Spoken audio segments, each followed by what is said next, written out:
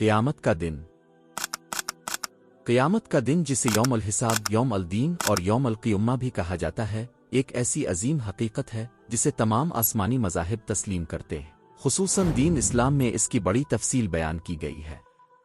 یہ وہ دن ہوگا جب تمام انسان، جن و انس زندہ کیے جائیں گے اور ان کے اعمال کا حساب لیا جائے گا۔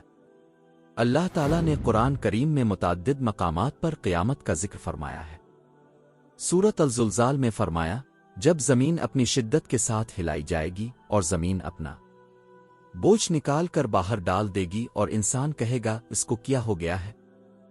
اس دن کی ہولناکی ایسی ہوگی کہ ماں اپنے دودھ پیتے بچے کو بھول جائے گی، حاملہ عورت اپنا حمل گرا دے گی اور لوگ نشے کی حالت میں نظر آئیں گے، حالانکہ وہ نشے میں نہیں ہوں گے بلکہ اللہ کے عذاب کا خوف ان پر چھایا ہوگا۔ قیامت کی کئی نشانیاں نبی کریم صلی اللہ علیہ وسلم نے بیان فرمائیں، جن میں دجال کا خروج، سورج کا مغرب سے طلوع ہونا، امام مہدی کا ظہور اور حضرت عیسیٰ علیہ السلام کا نزول شامل ہیں۔ یہ سب نشانیاں انسانیت کو خبردار کرنے کے لیے ہیں تاکہ وہ اپنی زندگیوں میں اصلاح کریں۔ اس دن انسان کی زبان بند کر دی جائے گی اور اس کے ہاتھ پاؤں اور جسم کے دوسرے اعضاء گواہی دیں گے کہ اس نے دنیا میں کیا کیا۔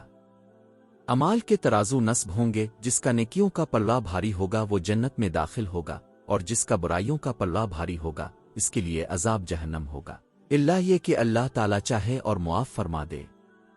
قیامت کا تصور ہمیں محاسبہ نفس کی طرف لے جاتا ہے۔ یہ احساس پیدا کرتا ہے کہ ہمیں اپنے اعمال کا جواب دینا ہے۔ یہ ایمان کا چھٹا رکن ہے، اور بغیر اس عقیدے کے ایمان مکمل نہیں ہوتا۔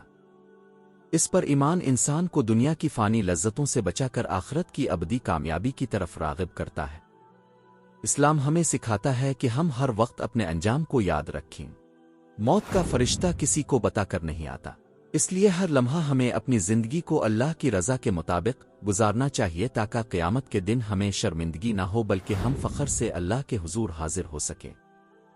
اللہ تعالی ہم سب کو اس عذاب سے نجات عطا فرمائے۔